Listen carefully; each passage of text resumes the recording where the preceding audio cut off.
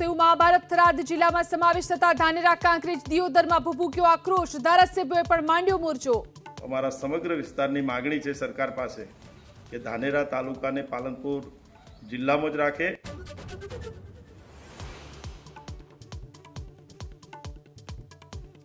વાલીઓ માટે ચેતવણી રૂપ કિસ્સો બન્યો સુરતમાં। સ્કૂલ વાન ચાલકે ધોરણ 7માં અભ્યાસ કરતી વિદ્યાર્થીનીની કરી છેડતી। પોલીસે નરાધમ સુભાષ પવારની કરી ધરપકડ।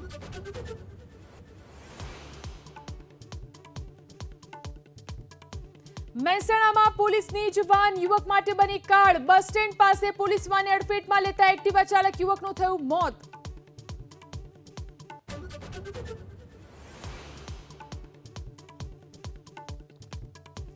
અમદાવાદમાં ફરી ગુંડાઓના અડ્ડા પર ચાલ્યો હથોડો। ગરીબનગરમાં એએમસીની જમીન પર ગુનાખોરીનો અડ્ડો બનાવી બેઠેલા અબ્દુલ કરીમનું ગેરકાયદેસર બાંધકામ ધ્વસ્ત।